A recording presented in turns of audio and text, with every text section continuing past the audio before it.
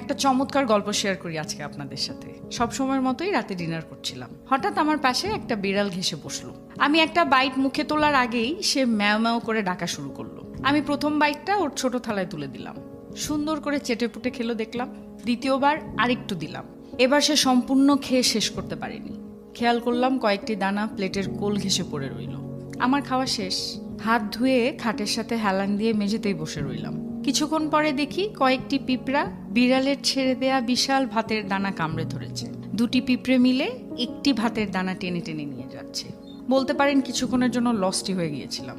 এই ভাতের দানাটা ওদের জন্যই বরাদ্দ ছিল। বিড়ালের জন্য যতটুকু বরাদ্দ ছিল ঠিক ততটুকুই সে খেতে পেয়েছে।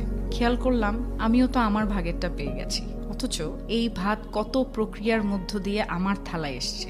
আমি যে তরকারি দিয়ে খেলাম সেখানে 5 রকমের সবজি ছিল, বিভিন্ন জায়গা থেকে সেগুলো এসছে বাজারে, আবার সেই বাজার থেকে এসছে আমার থালায়। আর যে মাছটি আমি খেলাম সেটা কত নদী সরোবর হয়ে কত জেলের জালকে ফাঁকি দিয়ে আমার প্লেটে এসছে তা আমি জানি না। কি শুকনো বন্টন, ভাবতেই অবাক লাগে। মহান সৃষ্টিকর্তা আমাদের রিজিকের ব্যবস্থা কোথা থেকে করবেন সেটা আমরা জানি না। যেটাই পাচ্ছি সঠিক উপায়ে সেটাই আমার প্রাপ্য।